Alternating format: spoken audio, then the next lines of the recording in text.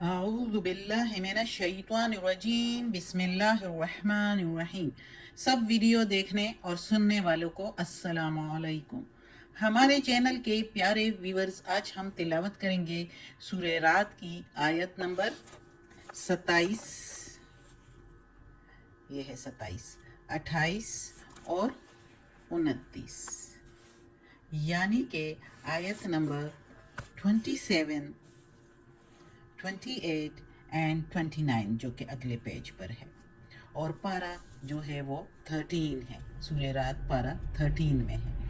تو چلے شروع کرتے ہیں آج کا سبق، لیکن شروع کرنے سے پہلے چینل کو سبسکرائب کریں، بیل نوٹیفیکیشن کو آن کریں تاکہ اگلی ویڈیو آپ کو آسانی سے ملتی رہے، اور ہو سکے تو شیئر بھی کریں تاکہ زیادہ سے زیادہ لوگ دیکھیں، آپ کو بھی زیادہ ثواب ملے اور مجھے بھی۔ تو چلیں اب شروع کرتے ہیں آج کا سبق۔ اعوذ باللہ من الشیطان الرجیم بسم اللہ الرحمن الرحیم۔ وَيَقُولُ الَّذِينَ، اور وہ کہتے ہیں جو، وا کے میننگ اور یقولو کہتے ہیں، الذین جو، کفرو کافر ہے، لولا انزل کیوں نہیں اترا، علیہ اوپر اس کے، آیتم من ربہ کوئی نشانی اپنے رب کی طرف سے۔ تفسیر میں بتاؤں گی، پھر انشاءاللہ صحیح سمجھ آئے گی کہ وہ لوگ جو کافر ہے وہ کہتے ہیں کیوں نہیں اتری کوئی نشانی، کوئی معجزہ اب تیرے رب کی طرف سے، یعنی اس کے اپنے رب کی طرف سے۔ قل کہہ دو میرے پیارے نبی، ان اللہ بے شک اللہ، یضل من یشاء گمراہ کرتا ہے جس کو چاہے۔ یضل کے میننگ گمراہ، اور من کے میننگ جس کسی کو، یشاء کے میننگ چاہے۔ وَيَهْدِي اور ہدایت دیتا ہے، الیہ طرف اس کے، من اناب جو کوئی رجوع کرے، جو کوئی فرما بردار ہو اللہ کا، تو اس کو اللہ ہدایت دیتا ہے۔ اب اس آیت میں اللہ تعالیٰ فرما رہا ہے، نئی رکوع شروع ہو گئی ہے، تو اس میں اللہ تعالیٰ محمد صلی اللہ علیہ وآلہ وسلم کے زمانے میں جو مکہ کے لوگ، جو ارد گرد کے کافر جو بھی تھے، تو وہ مختلف قسم کے فرمائشی معجزے مانگتے تھے۔ تو اس کے بارے میں اللہ تعالیٰ فرما رہا ہے کہ بے شمار نشانیاں دیکھتے تھے، مگر پھر وہی ایک ہی اپنی بات پکڑی ہوتی تھی کہ جو ہم کہتے جائیں وہ نشان دکھاؤ، وہ نشانیاں دکھاؤ۔ مثلا وہ کہتے تھے کہ مکہ کے پہاڑوں کو ذرا اپنی جگہ سے سرکا کے کھیتی باڑی کے لیے زمین جو ہے وہ وسیع کرا دو، یا زمین کو پہاڑ بنا کر تو چشمے اور نہریں نکال دو، کہ یعنی پانی کا ہر اس زمانے میں کافی ایشو ہوتا تھا ہر جگہ پر، تو نہریں نکال دو، چشمے نکال دو، ہمارے پرانے بزرگوں کو دوبارہ زندہ کر دو، اور ان کوہ صفا اور مروہ جو ہوتے اس کو سونے کا بنا دو۔ اس طرح کی معجزات، فرمائشی معجزے مانگا کرتے تھے۔ تو کہتے تھے کہ چلو کوئی بھی نشانی ہمیں دکھاؤ، جو وہ فرمائشی نشانیاں مانگتے تھے، معجزے مانگتے تھے، جو ہم کو ایمان لانے پر مجبور کر دیں۔ تو اس کا جواب جو ہے اللہ تعالیٰ نے اس آیت میں دیا ہے کہ بے شک اللہ تعالیٰ ایسے نشان دکھانے پر قدرت رکھتا ہے، وہ کر سکتا ہے، لیکن اس کی حکمت یہ نہیں کہ تمہاری فرمائشیں پوری کیا کریں۔ پیغمبروں کی تصدیق کے لیے جس قدر ضرورت ہے اس سے زائد نشانات اللہ تعالیٰ نے دکھا دیے ہیں اور دکھا رہا ہے۔ بے شمار معجزات سے دور ہو کر، قطع نظر کر کے، اگر صرف اس قرآن ہی کو دیکھا جائے، کیسا عظیم الشان معجزہ نشانی ہے پیغمبر کی صداقت کے لیے، پیغمبر کی سچائی کے لیے۔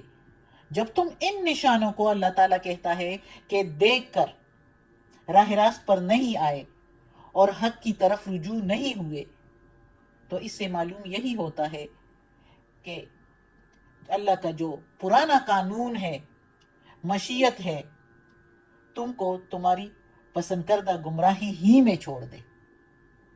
جس طرح پرانی قوموں کے ساتھ، پہلے قدیم قوموں کے ساتھ ہوا ہے، لوط علیہ السلام کی قوم کے ساتھ، سمود اور عاد وغیرہ یہ قومیں، ان کے ساتھ جو ہوا.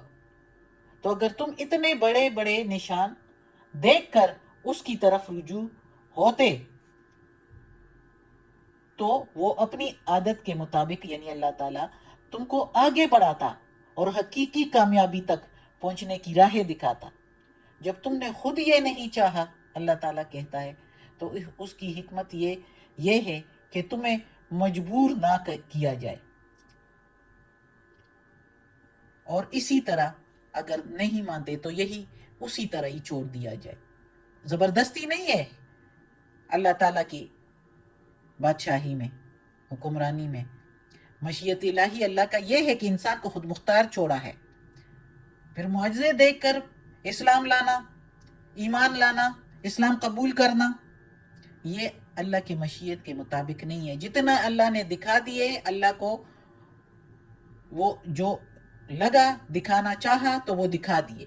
اب اللہ تعالیٰ مزید اس پر مجبور نہیں کر سکتا انسان کو کہ زور زبردستی کسی کو ایمان لانے پر مجبور کرے، جو یہ کہتے تھے کہ ہم مجبور ہو جائے ایمان لانے پر.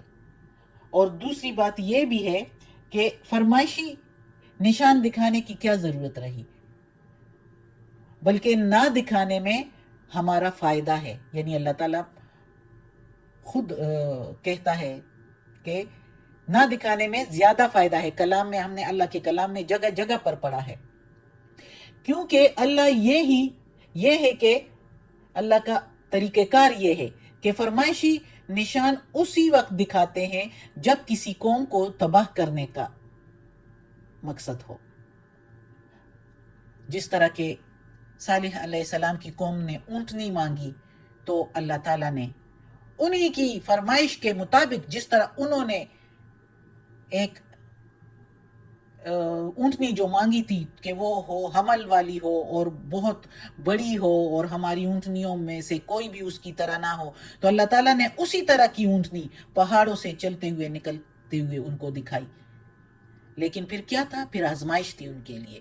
وہ اونٹنی ایک دن کا سارا پانی پی لیتی تھی، اور اس وقت جو ہے زیادہ مسئلہ پانی کا ہی ہوتا تھا ہر قوم کے لیے، ہر قصبے کے لیے. تو وہ سارا پانی پی لیتی تھی، تو ان کے لیے آزمائش تھی. اللہ تعالیٰ نے کہا کہ اب ان کو کچھ بھی نہیں کہنا، اس کو کچھ بھی نہیں کہنا اس اونٹنی کو. اور انہوں نے جب اس کو نقصان پہنچایا تو اللہ تعالیٰ نے اس قوم کو ایسے عذاب دیا کہ ان کا نام و نشان ہی نہیں رہا. یہ ہے اللہ تعالیٰ کا طریقہ کار. حدیث میں ہے کہ اللہ تعالیٰ نے فرمایا، اے محمد اگر تم چاہو تو ہم ان کو فرمائشی نشانیاں دکھا دیتے ہیں، اس پر بھی یہ نہ مانے تو ایسا عذاب بھیجا جائے گا ان پر جو دنیا میں کسی پر نہیں آیا ہوا. اور اگر تم چاہو تو رحمت اور توبہ کا دروازہ کھلا رکھیں ان پر. تو آپ صلی اللہ علیہ وآلہ وسلم نے یہ دوسری بات کو زیادہ پسند کیا اور اختیار کیا. اور یہی وجہ تھی کہ بعد میں یہی فرمائشی معجزے مانگنے والے جو ہے بعد میں مسلمان ہو گئے، ایمان لے آئے جب مکہ فتح ہوا. تو یہی ہے کہ اللہ تعالیٰ جس کو چاہے تو گمراہی میں ہی رکھے جب معجزے وہ مانگتے ہیں، اور جس کو چاہے تو اپنی طرف رجوع کرے. لیکن جو ہدایت پر ہو ان کی طرف، اللہ تعالیٰ کی طرف ہدایت مانگے تو اس کو پھر اللہ تعالیٰ ہدایت دیتا ہے. یہ فرمائشی معجزے نہ مانگے. جو سمجھ جاتے ہیں، سمجھ بوجھ کر یہ لوگ جو ہے فرمائشی معجزے مانگتے تھے، تو اس وجہ سے اللہ تعالیٰ نے جواب دیا کہ ان کے لیے اور معجزے کا ضروری نہیں ہے. جو معجزے انہوں نے دیکھ لیے اس کے باوجود یہ ایمان نہیں لاتے، اسلام قبول نہیں کرتے، تو ان کے لیے اور ضروری نہیں. اگلی آیت ہے الذین آمنوا، وہ جو ایمان لائے، وَتَطْمَئِنُّ قُلُوبُهُمْ، اور مطمئن ہوتے ہیں دل ان کے، بِذِكْرِ اللہ، ساتھ ذکر اللہ کے. قلوب کے میننگ دل، ہم کے میننگ ان کے، بے کے میننگ ساتھ، ذکر اللہ کا، ذکر اللہ، اللہ کا ذکر. وَتَطْمَئِنُّ کے میننگ مطمئن ہونا، سکون، چین پانا. الا خبردار، بذکر اللہ ساتھ ذکر اللہ کے، تطمئن القلوب مطمئن ہوتے ہیں دل۔ خبردار، اللہ کے میننگ خبردار یا سن لو کہ اللہ کے ذکر سے دل مطمئن ہوتے ہیں۔ بے شک کسی چیز سے، دنیا کی مال اور دولت، عزت، وجاہت، رونق، سب چیزیں دیکھ لو، کر لو، لیکن پھر بھی سکون نہیں ملتا، وہی دل بے قرار ہوتا ہے۔ سکون تب ملتا ہے جب اللہ کی فرما برداری کی جائے اور اللہ کا ذکر کیا جائے، اللہ کے فرما برداری کے ساتھ ساتھ اللہ کے خوف سے، اللہ کی محبت سے اللہ کا ذکر کیا جائے۔ یہ اللہ کی طرف رجوع ہونے والوں کا بیان ہے اس آیت میں، یعنی دولت ایمان نصیب ہوتی ہے، اور ذکر اللہ کی یاد سے چین، اطمینان، سکون حاصل ہوتا ہے ایمان والوں کو، کیونکہ سب سے بڑا ذکر تو قرآن ہے، جسے پڑھ کر ایمان والوں کے دلوں میں یقین کی کیفیت پیدا ہوتی ہے۔ اللہ تعالیٰ کی ساری، یعنی پڑھ کر سمجھ کر، یہ نہیں کہ اسی طرح پڑھ کر، جس کو سمجھ کر یعنی ترجمے سے پڑھ لے تو پتہ چل جائے کہ اللہ تعالیٰ کیا کہہ رہا ہے، کیا فرما رہا ہے، تو اس سے یقین کی کیفیت پیدا ہوتی ہے، اور سارے شک و شبے اور وسوسے شیطان جو ڈالتا ہے وہ دور ہو جاتے ہیں، اور انسان کو سکون اور اطمینان میسر آتا ہے۔ تو یہ ہے اللہ تعالیٰ کا ذکر، جس سے دل جو ہے ایک طرف جم جاتا ہے۔ اللہ تعالیٰ جہاں پر قرآن میں اللہ تعالیٰ کی خوف اور وحشت دل میں پیدا ہوتی ہے، تو دوسری طرف لامحدود رحمت اور مغفرت کا ذکر سن کر دل کو سکون اور راحت ملتا ہے۔ غرض ان کا دل، یعنی ایمان والوں کا دل ہر طرف سے ٹوٹ کر ایک طرف، ایک اللہ کی طرف ہو جاتا ہے، اور ذکر اللہ کا نور ایمان والوں کے دلوں سے ہر طرح کا دنیاوی جو خدشے اور گھبراہٹ اور خوف ہوتے ہیں وہ دور کر دیتا ہے اللہ کا ذکر۔